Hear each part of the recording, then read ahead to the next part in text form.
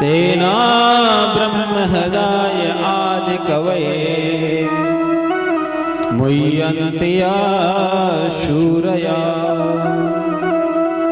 तेजो वारिमृदं यथा विनिमयो यत्र तिसर्गो मृषा धाम्ना स्वेन सदा निरस्तकुहकम् सत्यं परं धीमहि।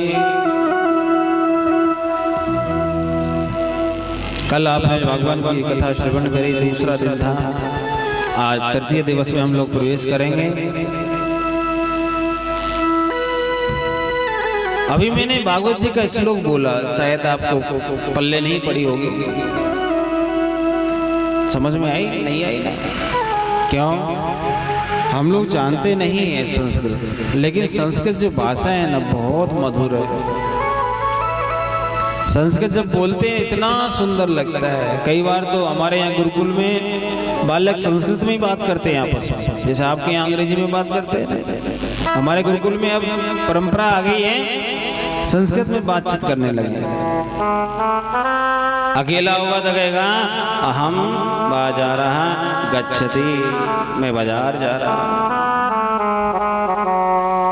बहुत सुंदर भाषा है संस्कृत, लेकिन हम लोग सोचते हैं कि संस्कृत बोलते हैं वो बहुत छोटे होते हैं। मैं कहता हूँ संस्कृत बोलते हैं वो सबसे बड़े होते हैं। जो एक बार संस्कृत पढ़े महाराज पर उसको छोड़ता नहीं है, बाकी भाषा उसको छोटी लगने लग जाती है। व्यास जी महाराज कहते हैं क्या कि जन्माद्यस्य तुन्वयादि तर्त चार्थे सविज्ञासरा तेना ब्रह्म हृदय आदि कवि मुह्यन्ति सूर्या। कहते संसार में दुखों का बहुत बड़ा ढेर है, लेकिन मेरी तरफ देखो मैं कभी दुखी हुआ? भगवान कहते हैं, क्या कहते हैं? मैं आज तक कभी दुखी नहीं। और बात भी सच है भाई। आपने सुना होगा और देखा भी है, भागवत जी में लिखा भी है। भगवान का जन्म कहाँ हुआ जरा बताओ तो, बोलो ना माँ। श्री ठाकुर जी कृष्ण का जन्म कहाँ हुआ? महलों में। देखो कईयों को तो यही नहीं पता भगवान का जन्म कहाँ हुआ। तुम जाना मथुरा, आज भी भगवान की जन्म भूमि, वो कोटरी आज भी है जहाँ ठाकुर जी का जन्म हुआ था।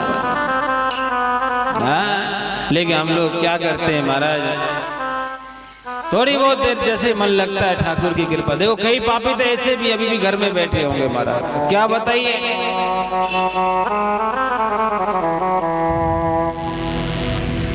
भगवान की कथा इतनी दूर चल के रही और महाराज उसमें कोई गोता ना लगाए, उससे बड़ा कोई मूर्ख, उससे बड़ा कोई पापी दुनिया में नहीं हो सकता है। हम लोग गंगा स्नान करने जाते हैं, कहाँ जाना पड़ता है? हरिद्वार जाना पड़ता है ना। कोई ऋषिकेश जाता है, आपके यहाँ गढ़गंगा जाते हैं, गढ़मुक्तेश्वर। कोई महाराज कहीं नहीं जा पाता तो सोचते हैं कि प्यारे कुरुक्षेत्र चले जाए, लेकिन कहीं ना कहीं जाना पड़ता है। गंगा स्नान करना है तो जाना पड़ेगा, लेकिन प्यारे ये भी एक गंगा है, उस गंगा के लिए दूर तक जाना पड़ता है, लेकिन ये गंगा दूर से तुम्हारे तक आई है। देखिए कितना अच्छी बात है। उस गंगा के लिए महाराज कई रुपए, कई सौ रुपए खर्च करने पड़ते हैं, लेकिन इस गंगा के लिए पैसे की जरूरत नहीं है। आप दोगे तो भी ठीक, ना दो तो और भी ठीक।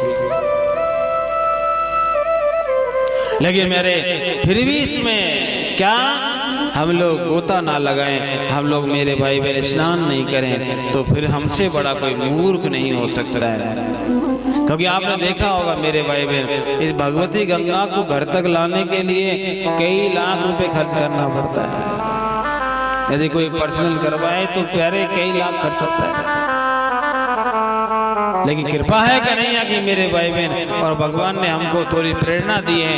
क्या प्रेरणा दी है? कि जगह जगह जाकर के ठाकुर की कथा श्रवण कराओ, चाहे वो गरीब हो चाहे अमीर हो, सब मेरा ही भक्त है। आपको केवल एक काम करना है, जो मेरे छूटे हुए लोग हैं, जो मेरे से दूर चले गए, उनको थोड़ा सा पास लाने की कोशिश करो। आपने देखा होगा जब माँ बाप से बालक दूर चला जाता है तो माँ बाप को भी सुखी रहता है?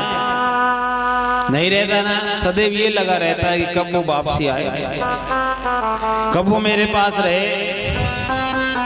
किसी कारणवश दूर भी रहता है तो हमारा मन वहीं टिका रहता है। वैसे ही भगवान का काम है, आगे कथा आएगी। ठाकुर जी भी दुखी रहते हैं अपने भक्तों को देख करके कष्ट में। इसलिए भगवत रूपी है गंगा। और महाराज इसमें तीन चीजें, ज्ञान, भक्ति और वैराग, तीनों की त्रिवेणी है ये। और जो एक बार भगवान की इस भगवत रूपी शरण में चला गया, ये कल्पतरु है, कल्प वृक्ष। जैसे आपने देखा होगा, सुना भी होगा, कल्प वृक्ष के नीचे जो व्यक्ति बैठ जाता है और जो सोचता है वो उसको मिलता है।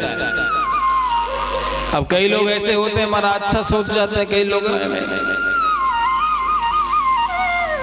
आपने देखा होगा, एक बार एक व्यक्ति किसान था, वो महाराज वहां से निकल रहा, भगवान ने कल्प वृक्ष से कहा, भाई आप जाओ, जंगल में कोई वृक्ष नहीं है और धूप का समय है, इसके लिए थोड़ा आराम दे के आओ। वो व्यक्ति गया। अब जाने के बाद में क्या हुआ, उस वृक्ष की छां देख करके उसके नीचे सो गए। अब लेटते लेटते ध्यान में आया, देखो कितनी अच्छी बात है, मेरे यहाँ श्रम बंधु निकल रहा था, पसीना आ रहा था, लेकिन वृक्ष ने मेरा कितना अच्छा काम कर दिया। लेकिन प्यारे क्या, थोड़ा सा भोजन मिल जाता तो बड़ा आनंद हो जाता। अब उसको ये नहीं पता कि मैं जिसके नीचे सो रहा हूं वो कल्प वृक्ष है। क्या है? कल्प वृक्ष है मेरी माँ। जैसे ही सोचा, तुरंत प्यारे सोने की थाली में 56 भोग आ गए। अब उसमें जैसे 56 भोग आए, महाराज आने के बाद में जैसे 56 भोग आए तो क्या हुआ, उसने खूब भोजन किया। क्या किया? उसने खूब भोजन किया। और भोजन करने के बाद में क्या हुआ, उसने सोचा महाराज, भोजन करने के बाद में क्या किया, जो सोने के थाल थे ना उसको भी सिराने लगा करके सो गए।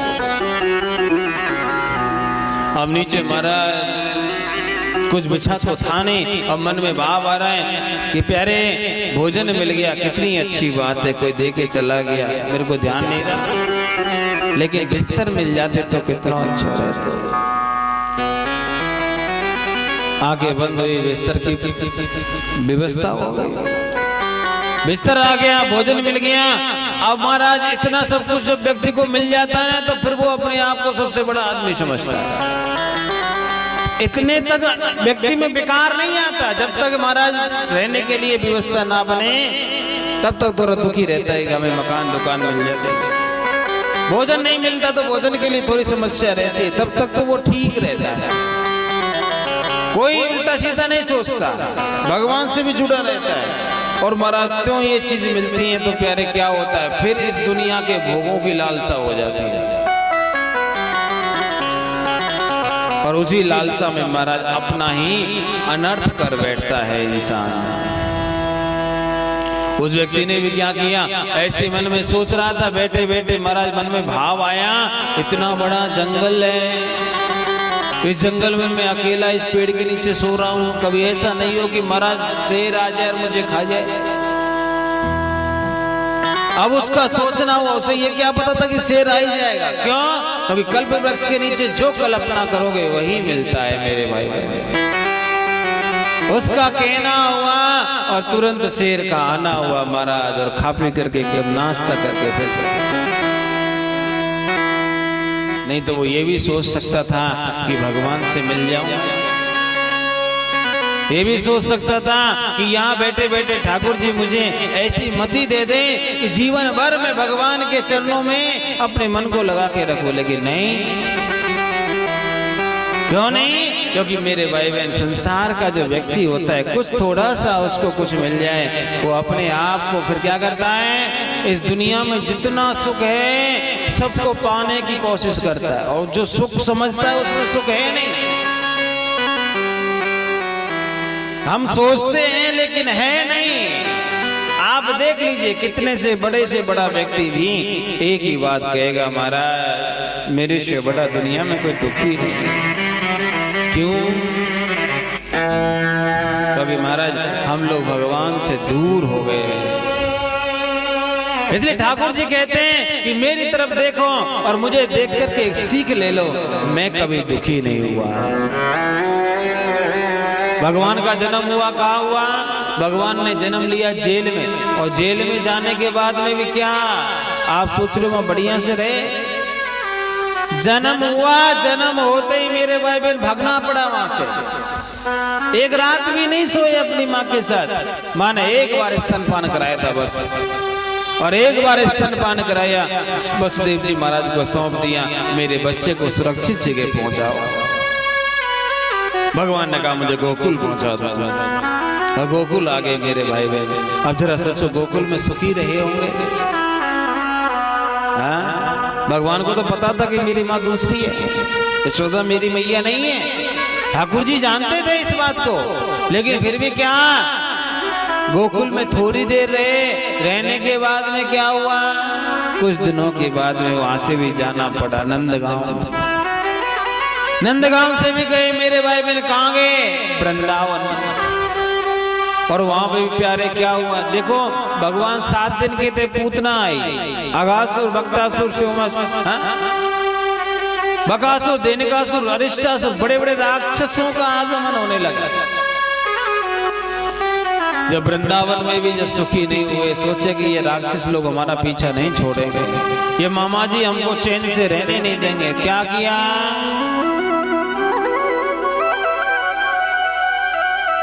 भगवान श्री ठाकुर जी मथुरा